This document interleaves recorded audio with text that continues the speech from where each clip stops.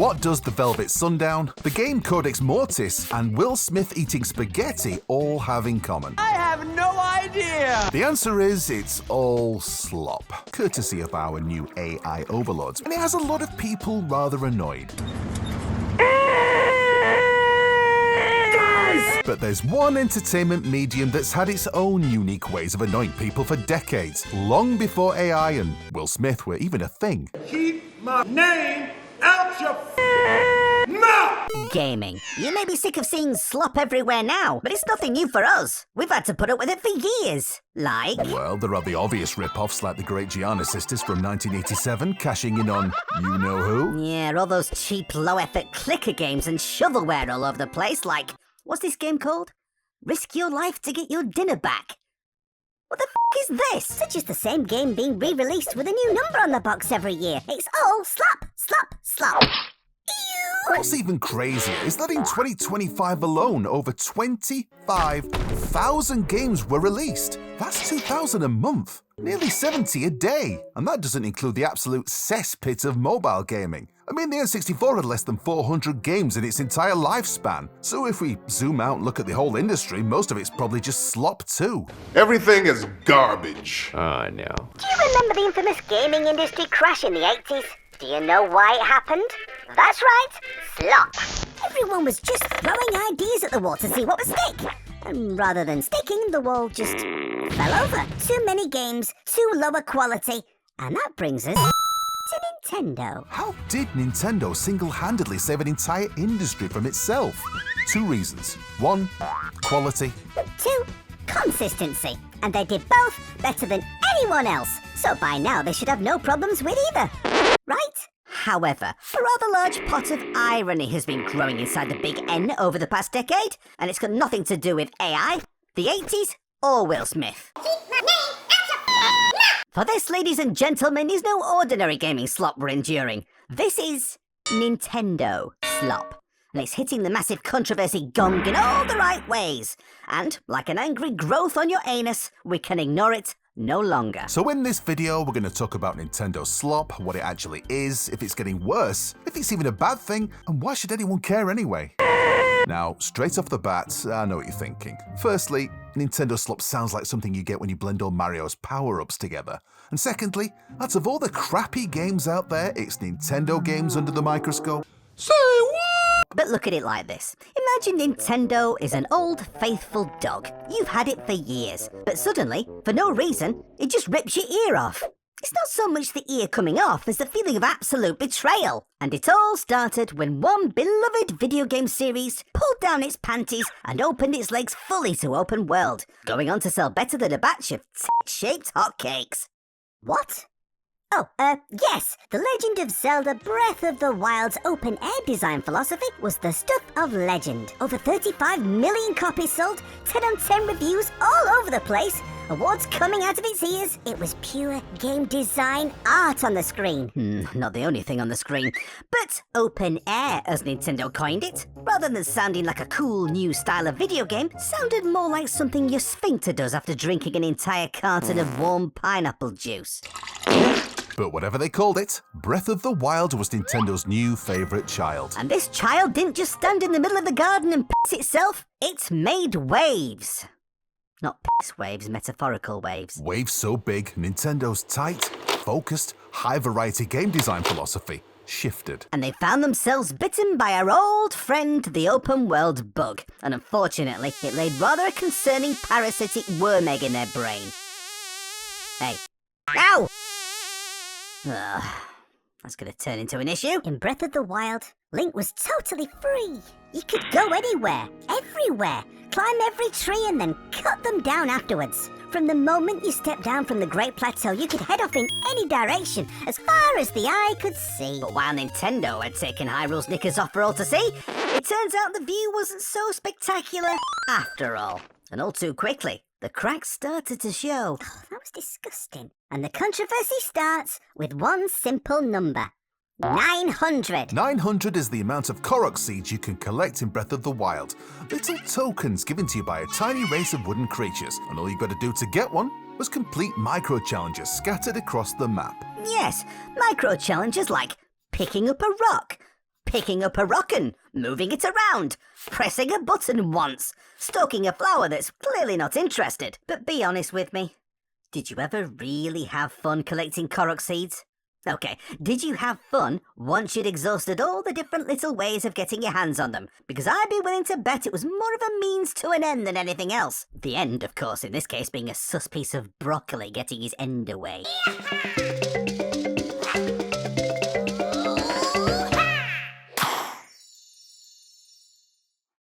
He's not getting his end away. And he's not a piece of broccoli either. What do you say to that, broccoli? Stop mocking me! Broccoli or not, this was all just a bit of good, old-fashioned, run-of-the-mill, balls-out, tried-and-true open-world padding. Which, of course, is nothing new, but Nintendo had never been this blatant. Even the Zelda team knew it was just shameless padding when they designed the seas to resemble neat little nuggets of shit the Koroks defecate into your waiting, open-palmed hands.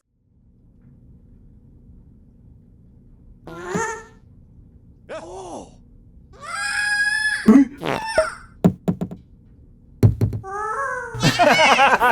Now them's some optics right there. The Korok seeds may have been unintrusive, optional, and far from offensive, but the dizzying success of Breath of the Wild sent a strong signal up to Nintendo. I count 4 signals, actually.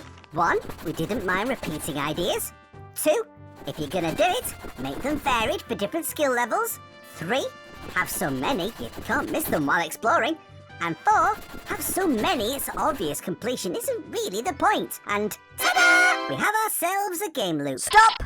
Did you all hear that? What? Ta-da! No, not that. I mean the most misused, mischaracterized, bullshit word in all of gaming. A word thrown around like a hot potato wired up to a car battery. A word so beaten and abused it might as well be a little red-headed stepchild tied to a door handle, and the door tied to a gorilla. What's the word? Explore. You see, these days, when Nintendo says, go off and explore, what they really mean is arbitrarily walk around, and that's not the same thing. For example, in, say, The Witcher 3, when you go off and explore, you may notice an old lighthouse far off in the distance. And when you finally get there, it ends up being some of the best storytelling since Charles Dickens handcuffed himself to a dwarf and went on a 3-day bender. Or when you go off exploring in Elden Ring and out of nowhere find yet another massive, towering, roaring, dribbling opportunity to have your ass handed back to you in tatters. There's plenty of those kinds of things to find in Nintendo games too. No one's denying that. But how many moons in Super Mario Odyssey were just baby easy? How many of the Bonandium gems in Donkey Kong Bonanza were just sticking out of a wall? How pointless and empty was Soul Desert in Metroid Prime 4?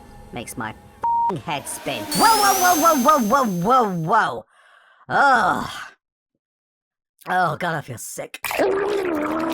Some players are starting to notice Nintendo's questionable understanding of open world settings, with low-effort collectibles and vague motives. It's not just the open worlds, though. In Luigi's Mansion 3, you spend a lot of your time sucking on things for cash. Which isn't as exciting as it sounds when you realise you're totally wasting your time, because cash does f*** all. Aren't you forgetting something though? Probably. I have been drinking. Nintendo wants as many people to play their games as possible. Right? They do love money, yes. Well, here's a stat for you. On average, only around 14% of players reach the end credits of a game. So? This is Nintendo we're talking about. They've got to appeal to kids and pros alike, as well as managing the insane amount of drop-off. And that ain't easy. Get on with it. No. So, they discovered one key ingredient that helps everyone stay happy. Which is? Choice. Ha ha!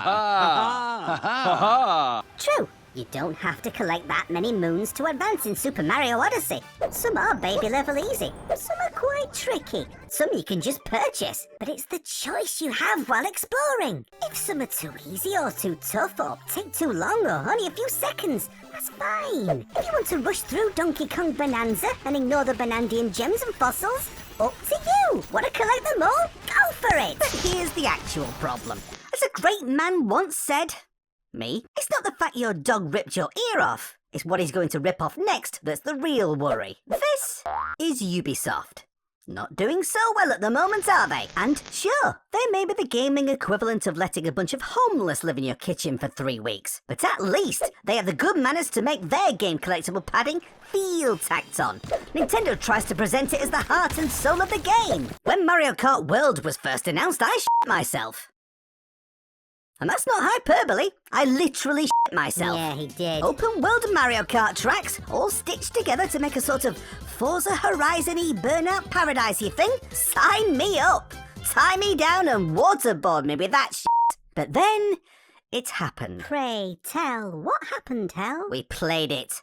The pathetic free roam mode is where this philosophy has led us. And by free roam, the game means drive around collecting shit for no other reason than shit you must collect. Ubisoft could have done better. No, I could have done better. Oh, people worked really hard on that game. They worked really hard at Ubisoft too. You're not a game developer. What do you know about it? I know I could have done a better job of the trailer at least. Welcome to Mario Kart, where drivers of all shapes and sizes, and even ones that look a little like a sex toy, drive around aimlessly in ever-increasingly phallic-looking karts. But this isn't just another Mario Kart with another number after the logo. No, we wouldn't do that. Again. This is a world of Mario Kart, or, as we like to call it, Mario Kart World. It's a little bit like Super Mario World, but not as much fun to play and way more expensive. In MKW, as no one actually calls it, you can take to the tight twists and turns of reimagined legacy tracks you won't even recognize because you're not in your 40s. Or for the low IQ bottom feeders of you out there, you can drive any number of long straight roads that lead to other long straight roads, with long straight roads linking them all together. Or alternatively, you can even go off the beaten path and enjoy the sights off-road. But you won't want to because there's nothing there. And your cart will drive really slowly anyway, which pisses me off. Feeling peckish? Good. We like peckish here at Nintendo. That's why when you've finally thrown your $90 Pro Controller out of the window because you're too drunk or too retarded to do a simple P-Switch challenge designed for 5-year-olds, you can visit any one of the 394 Yoshi diners dotted around our world that not only fill your stomach, but also change your clothing for some reason, turning Toad into a Whopper, Wario into a Gimp, and your character into nothing because we haven't designed clothing for your character yet. Hey, do you like nostalgia? Remember these? Then why not waste your time driving over f***ing hundreds of our question mark panels? What do? All. Other than unlocking stickers you can place on your cart, which achieves nothing and no one cares about anyway. Especially you. And all this for the low price of $80, because this isn't just our world. This is your world too. Nintendo Switch Online required for any fun to be achieved. Terms apply. Why did the trailer sound like a travel video? These easy, repeatable collectibles and open worlds aren't just addictive for us, it's also addictive for developers too. I mean, after all, what's easier to create? 100 challenges or 10 unique challenges repeated 10 times? Yeah, and the average mouth breather won't even notice the difference. Oh, hell. Look, I know you're frustrated, and I get it. It's smart to question whether we're just being fed filler content. But hey, What? come over here. I want to show you something. Okay. This better not be an indie world showcase. Look here. Is it really fair to call the millions enjoying Nintendo games mouth breathers? They're kids, adults, pros and casuals. Everyone and anyone can play, and play their way. That's the beauty these open-ended open-world games can bring. Nintendo's found a special sauce that keeps the majority of players happy. Is it really fair to call that slop? I prefer smart. Take Donkey Kong Bonanza. What an absolute masterclass in game design. Sure, you can ignore the bananas and fossils completely, but smashing your way around the levels is just so much fun for everyone. It's like a bike ride, hell. It's not about the destination, it's about the journey. It doesn't matter so much what you do and don't do anymore. You're free to play and do as much as you like. Nintendo knows this. And okay, they don't always get it right, but they do want to make games accessible for you, me, and everyone to enjoy. Amazing. Oh? Every single thing you just said is wrong. If games are tied to the lowest common denominator, and your lowest common denominator is someone who can barely wipe their own arse, well, don't act all surprised then when everything's covered in shit. Lovely. You know what games are turning into?